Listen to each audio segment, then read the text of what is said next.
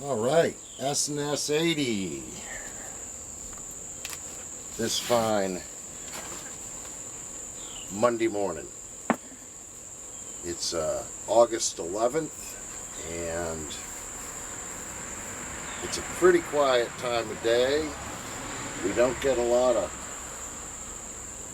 extreme traffic noise, and because there's a rain forecast this afternoon, which hasn't happened yet. I thought it was going to start around 1. I'm not hearing a lot of roofing or contracting going on anywhere within earshot today either, so that's good.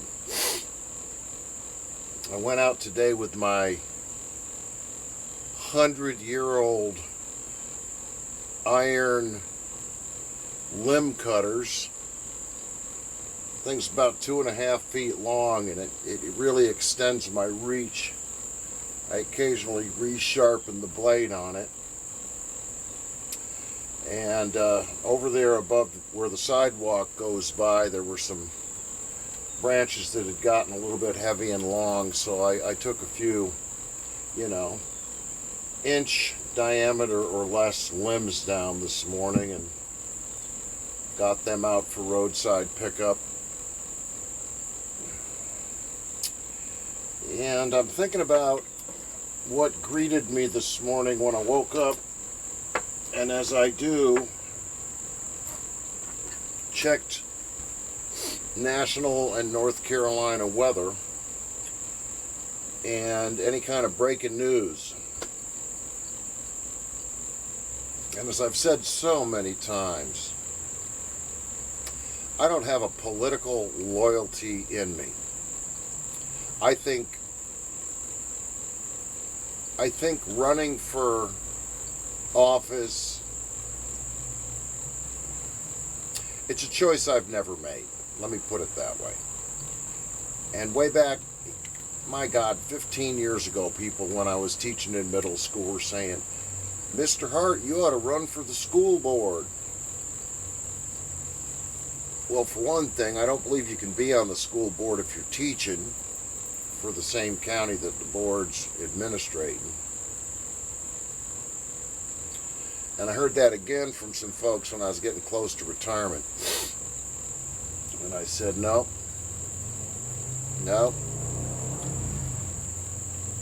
And I'm very honest with people about how I feel about things, but how I feel about things aren't based on being a person pleaser and trying to tell people what they want to hear. And on the other hand, I don't like to go on the attack about political loyalties, people that have political loyalties, because there are all different forms of idolatry. It's a cardinal grave sin to do that. To do that pretty much is going to negate any kind of spiritual capital you've been building up with, for example, a loud and hyperbolic pro-life platform that's actually only appealing to members of your idolatry. So there's no conversion going on there, is there? What's the point of doing it? And likewise with people that build their whole lives around, being do-gooders and trying to fix stuff that other people messed up. Climate change, methane, strip mining. Anybody that thinks they're going to get people to stop doing whatever they want to do for profit when it comes to stealing things from the ground, things that are underground, is out of their mind. All right? The United States of America, post 1720 or so, has been all about looting. Continuously. Those people we call the founding fathers, yeah, they're the first people that found stuff and claimed it as their own at gunpoint. There were thousands of us back then doing that. All over the place.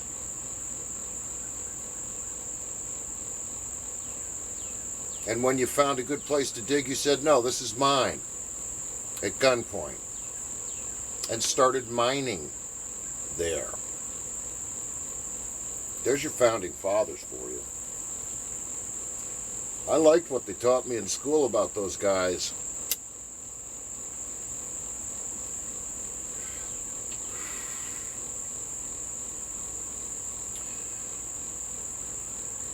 But then I joined the Navy and went overseas. I'd already traveled some. I never had a bubble to grow up in. It kept getting popped by one more move somewhere else. Which in hindsight is good, because I was never soaking in it for too long in terms of regional bullshit. Long enough for it to stick, right? I got to see that abusive neighborhoods occur in the Midwest, and right there down in the heart of New Amsterdam, which became New York. And as I got older, I learned about the various tribal conflicts between the Germans and the English, and the French, and the Spanish. But what all of those people agreed upon was, the people that were living here before us, let's kill them. They've got a lot of cool stuff that we can say we found. And then we can say it's mine. Right? Finders, keepers. And I think that's part of the reason why a lot of people like to get in office. It gives them access to keys. Real keys and metaphorical keys that open doors that were previously locked to them, so they can go through and loot. I went up to the local print shop, and I'll name them, Wright Printing. They're very local. I think they're only here in Rockingham County, a couple of sites. And the same pleasant woman is always there when I go to have print work done, and I've had a lot of print work done over the last 10 years or so, to print up a photograph collage that I had composed of many pictures of my mother when she was younger. My mom recently passed, and I have more pictures than walls to hang them on.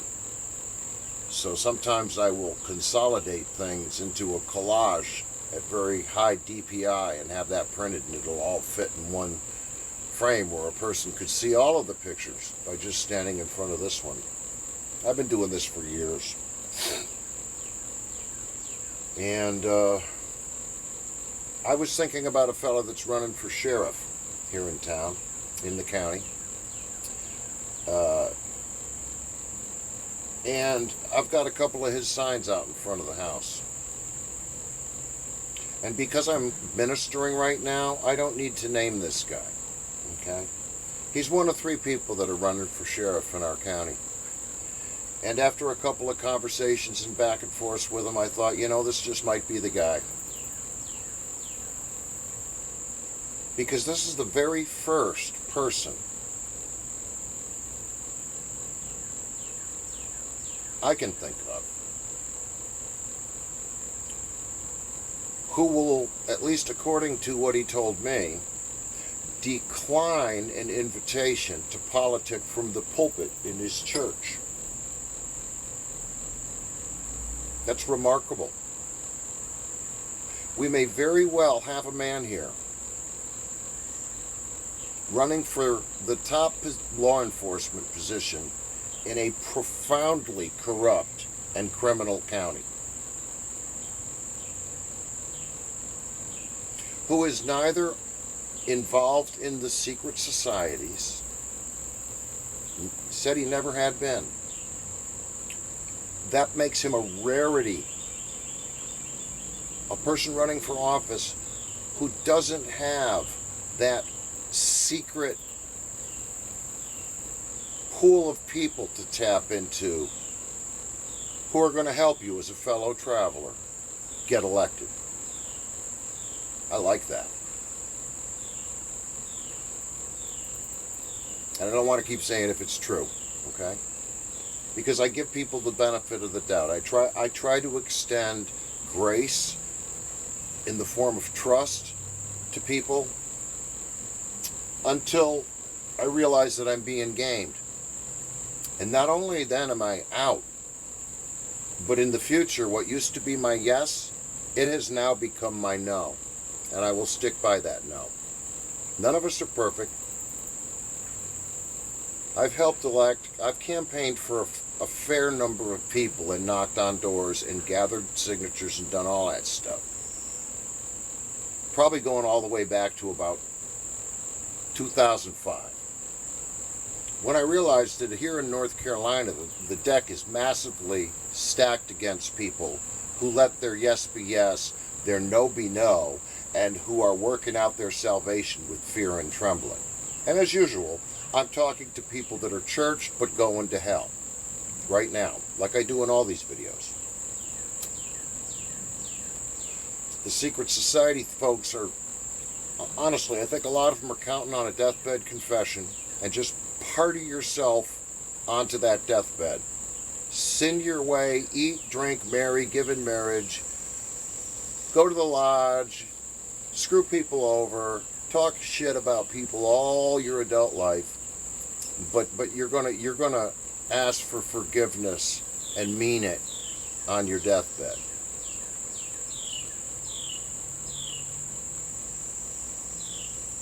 I taught for long enough to have watched a whole lot of children and teenagers suddenly die from an illness, from a vehicular accident, more than a few high school kids in drunk driving accidents because they were imitating their party parents, their church party parents, just letting their whole life be a maybe. And if it's dangerous, a yes. Just like their parents. Slow motion child sacrifice, folks. 21st century Baal worship. It's as though these children were sacrificed to Baal the moment they popped out of the womb, in terms of what they got to observe from human beings around them for the rest of their life while they were developing.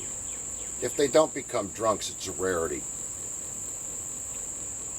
I grew up around veterans, smokers, and people that drank too much. And guess what? I'm a veteran, a smoker, and for 50 years of my life I drank too much. Generational sin is real. And it's so shameful that people will literally die on that hill lying, rather than save their families and be different and let them see what it's like when Jesus Christ actually intervenes in a person and the Holy Spirit fills them up so they can say no when the devil's suggesting something in the form of a person, a powerful person, a politician, a preacher, a wealthy business owner, a wealthy accountant, a wealthy lawyer. And you know that all those people are fellow travelers with other people that are going to hell. That's the wide path that leads to destruction, is where the fellow travelers are walking.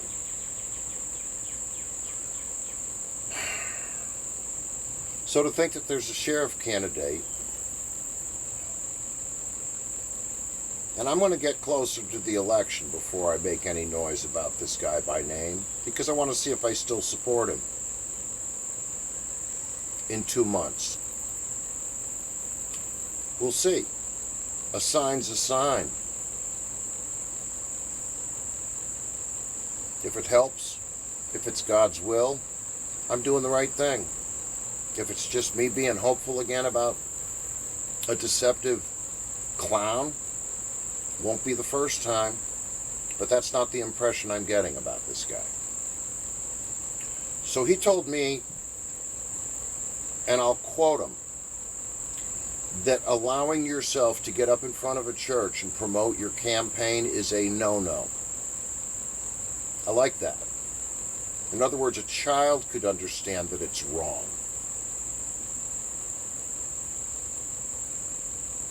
And the preacher already knows it's wrong. And every cop, trooper, and sheriff's deputy in any church that observes a politician campaigning from the pulpit, they know in their heart of hearts that that shouldn't be going on. It's a violation of 501c3 tax exemption regulations and has been for a really long time. So any place of worship, any that calls itself a house of God that stands on the Bible, that is so lacking in self-control that hundreds of people will permit the law to be broken, and maybe tens of people who are here to serve and protect, and their vehicles say, "In God we trust" on them, are letting the law be broken right there in front of them. And you, but most importantly, God. So if this county gets a sheriff that says, "I don't need that," that says much about the character of that man, if he's telling the truth. He might be like me. Me plus God, you plus God is a majority if you're working for God, rather than some principality or chamber or party or club or fraternal organization or union, right? All those things are about personal gain. That man who had really upheld the law and that walked up to the rich man who went up to Jesus and said, "How can I inherit the kingdom of heaven?" And he was able to list off all of the wonderful ways that he'd obeyed the law.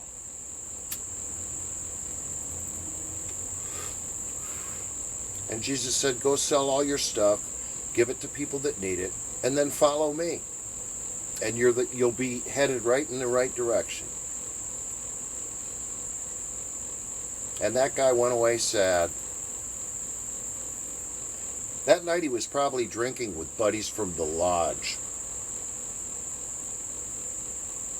The lodge, back in 32, 33 AD, right? Because it precedes Christ. Let's join the Nimrod Club and make names for ourselves and want for nothing and take out people, ruin their reputations. It's just like murder in a society when you destroy someone's reputation. It's just like murder. Let's do that. It'll be fun. Let's share what we know and build on this persecution. That's the way people roll who have gotten elected in the last 20 years, who I saw with my own eyes up there behind the pulpit, having been invited up to break the law and allowed to do it by the law enforcement in the room. This isn't just in one church, neither. I mean, if the shoe fits, wear it. It's yours. Or somebody's you know. And there are other churches that I've been to that don't bring that stuff up even a little bit. And I think that's the better choice of the two, right? They don't even talk about it. They're really letting their no be no. So anyhow, this candidate for sheriff said, I would decline that kind of invite because it's a no-no. And he hasn't taken an oath to Lucifer and denied Christ by uttering the words, "I am in darkness," in order to get a financial leg up and a little tribe to protect him. This might be the most law-abiding sheriff this county's ever seen, if he can keep doing that. Right? Think about that. A sheriff that would be willing to bust a county commissioner, or a city council person, or a mayor, or a police chief, or a corrupt, false preacher, okay? Or a wealthy pedo in this county once would send such a mighty message to the people that are living in darkness on purpose. I think it would have a massive impact on the influx of drugs, the trafficking of drugs, the misuse of weapons,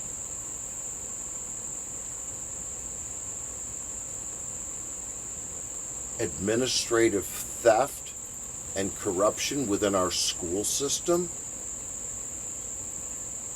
and maybe within the county maintenance department. Man, I'd like to see a sheriff that would come in and build a little couple-person team at the sheriff's department to do nothing but audit not-for-profit organizations all around Rockingham County. Right?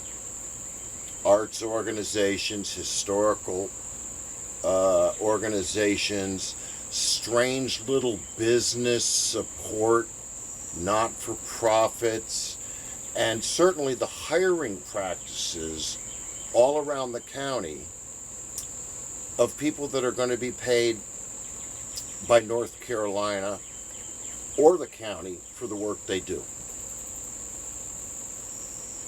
And I think that anybody that's driving a vehicle like a dump truck anywhere in this county, for any one of the towns in this county, better have a very, very clean driving record insofar as drunk driving goes. And people driving those kinds of vehicles cannot be painkiller addicts like so many people in this county are. So many wealthy, white-collar, professional people in this county are. You want to change the drug problem in Rockingham County, my brother? Start busting the people at the top. Look for people that can impact on groups of people and get them. Okay? We shouldn't be picking up people that are the immigrants that are fixing our roads illegally because the lodge bro owns the contracting company. No. You got to go after the guy at the very top. Have a buck stops here attitude about why these sins occur. They're systemic, and every system has heads. Decapitate those systems, and it'll be lovely. Now, while I've been talking here, it's only because of this let your yes be yes and your no be no. All right, I'm going to pull in my gear so I can read. Okay. King James, Matthew 5:37. Let your communication be yea, yea, or nay, nay. For whatsoever is more than these cometh of evil. Here's a couple of more current sounding versions. American Standard. Let your speech be yea, yea, or nay, nay, and whatsoever is more than these is of the evil one. And in a more contemporary version, it says, when you make a promise, say only yes or no. Anything else comes from the devil. Okay? Most folks don't like a wishy-washy person. Maybe this is why. Being wishy-washy is not biblical. In the same way that being lukewarm is worse than being hot or cold. Does that make sense? And you can see here on this same panel that the most powerful man on earth today has often made statements that appeared to be a shift in position followed by but ... throughout his career. Right?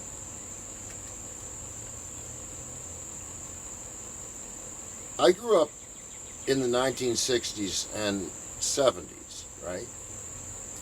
So I watched American fashion change from women wearing skirts and dresses to women wearing slacks and pants and jeans, right? And during the 60s, that we had the summer of love. And you remember bell-bottom jeans? How about hip huggers? Oh my gosh, pants have regular old day-to-day utility trousers have changed so much since 1959 and also kind of stayed the same, right? But it was really truly during my lifetime that feminism, look at, if men are loving their wives like Christ loved the church, they probably feel more empowered in that context than they would in a parade with a bunch of people who have nasty husbands just like they do, if you get my drift. And, you know, I grew up in the days when, like, Calvin Klein started making jeans and there were ads with Brooke Shields wearing them. And very recently there was some other jeans company that somehow people in high politics said stupid things about, pervy things, you know, lust of the eyes and flesh stuff. And so I've been thinking kind of about this expression that is very common in comedy and in real life. I've actually been asked this question by at least, well, by one of my two wives, the first one, and girls and ladies that I dated when I was a younger man, okay? Does this make my butt look big? I mean, this is, and of course, I suppose you don't hear that question in the same way since the Kardashian family, right? Where all of a sudden, you know, having an ass that looks like, you know, two hot air balloons, you know, fighting to fit into something, all of a sudden became a cool thing. And people getting all kinds of strange injections in order to inflate their bodies in various places that make them feel prettier. Okay? And J.G. Ballard had a pretty famous book called Crash that was about people that were addicted to surgery. And I could see that. I imagine there are people that are actually addicted to surgery. The moment an age spot shows up, they're at the dermatologist to have it removed, right? And I've seen people I've worked with before and after Botox.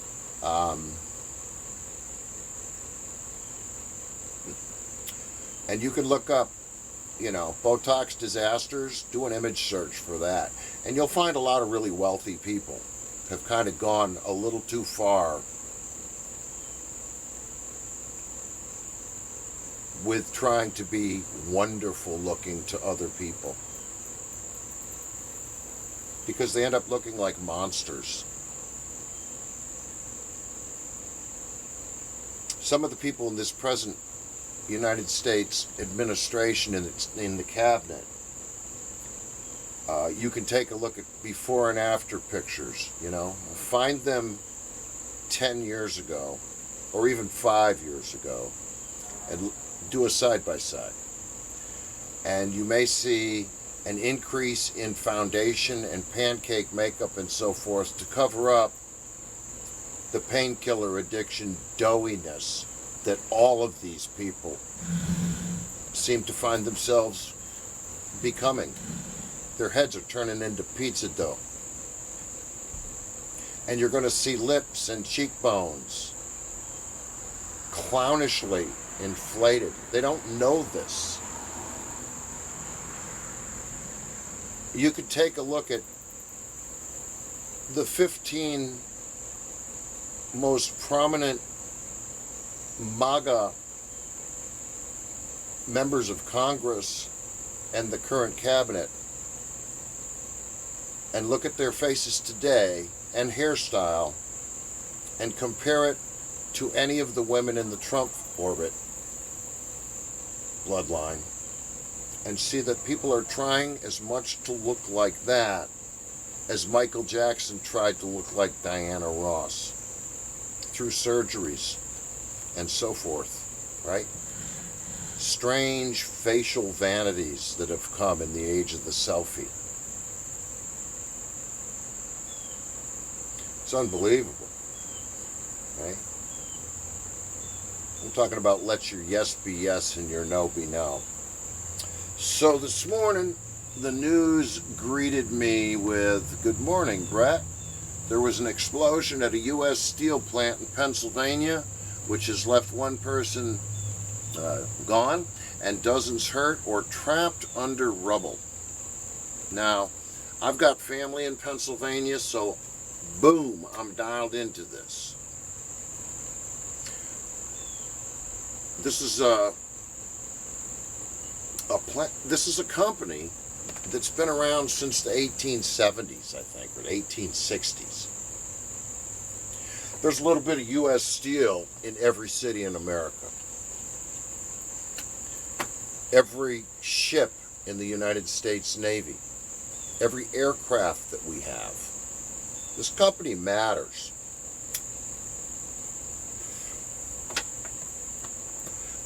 And they've been around long enough how to do things right, how to make the right connections in order to be able to get away with doing things wrong. Okay? And like every other big company, there's not a lot of loyalty left for the people that are down there getting the burns, making that steel, right? In the foundries and stuff. Well, anyways, so there's an explosion at this plant. And my news bell in my head was going, wait a minute, you've heard about something related to this. Okay. So I went and did a hunt. It didn't take long to find some dots that seemed to connect. And there are way smarter people than me that can connect these dots. Okay? However, I remember hearing about 4 years ago that U.S. Steel had been in talks, ostensibly with their union, about some upgrades that needed to happen in their facilities. Okay? I mean, my gosh, just imagine, you know, making steel beams and stuff. I mean, there's some really specialized stuff going on, and these companies were doing it before the computer age. Okay? And as somebody that has worked in industry, you know, on the floor of plants with really specialized equipment. In my case, it was, I was working for the company Plastican in Massachusetts, and I was a shift supervisor of the printing production there. They had a 24/7, they were printing on cylindrical containers, right? And we even did 4-color offset, and that was some crazy on a cylinder, right? And we had some problems with some of our gear that just, they never fixed it. They wouldn't replace that machine. And the amount of waste that bad machines produce gets worse and worse and worse over time. So I've got some background in how the powers that be don't know how to say no to themselves in order to say yes to the needs of their company, the real needs of their company. They have a selfish, short-term kind of entertainment view of the world, eating, drinking, marrying, and giving in marriage, and thinking problems will fix themselves. They don't. So 4 years ago, U.S. Steel ended a plan for $1.5 billion of upgrades. I'm sure that things were becoming dangerous, and the union was arguing that these upgrades literally are a safety factor. We gotta deal with this stuff. But the company didn't do it. And for me, it's difficult to imagine that this decision didn't disappoint any of the people that were really, really praying that those upgrades would happen. Notice that it wasn't about upping their pay, it was about improving the infrastructure of the company. Okay. 2 months ago, I remember seeing, and it was on Forbes, President Trump talking about U.S. Steel. Okay? 4 years have passed, and now Donald Trump is just, man, there's going to be a merger. There's going to be a bonding between this beleaguered company, this historically significant beleaguered company is going to do a deal with Nippon, okay, this Asian company, and going to become the backbone of America. This was just 2 months ago. But the U.S. steel plants never got those upgrades, okay? Then yesterday, Sunday, yeah, so Japan to the rescue. But then 2 months ago, yesterday, I saw some shorts that were talking about how these tariffs, right? This big, beautiful bill and these tariffs are having a catastrophic effect on steel manufacturing. This was yesterday. So there's a little bit of buyer remorse setting in. And then today we've got this explosion at the plant. Multiple injured after reported explosion at U.S. Steel Clearton Coke Works plant. So I'm guessing this is where the coal that's used to generate the heat to melt these metals. Coal is flammable. So today, Monday, 8/11, after what was touted as a great deal being set up with Nippon,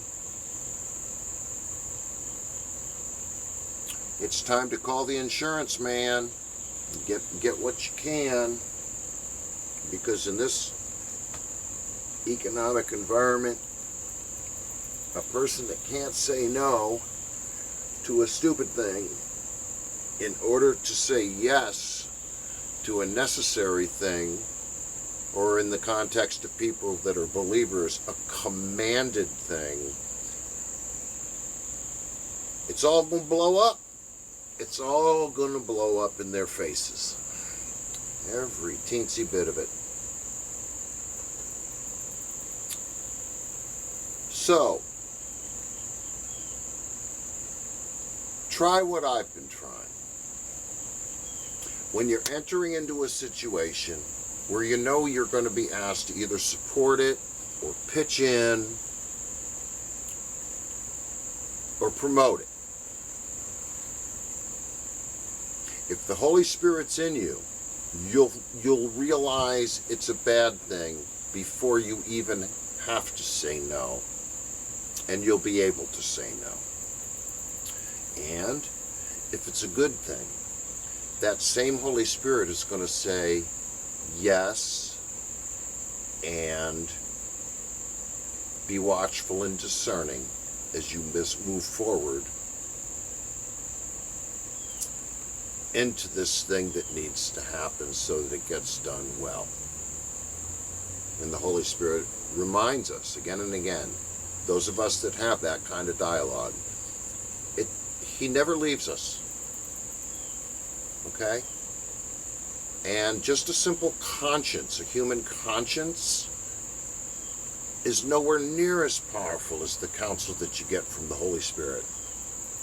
The Holy Spirit is your conscience on steroids. And it sure helps. Okay. Have a very blessed day yourself.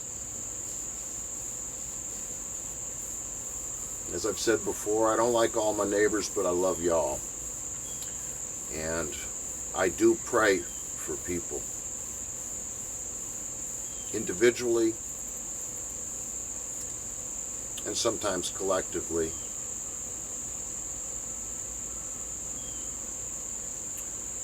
That they get back, if they were ever there, to the absolute and incredible freedom that comes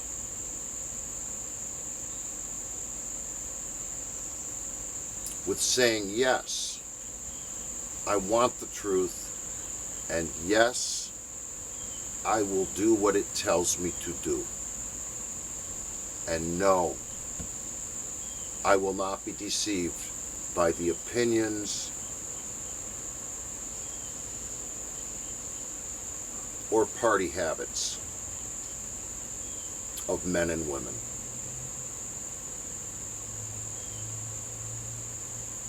I'm going to let you see my cat real quick.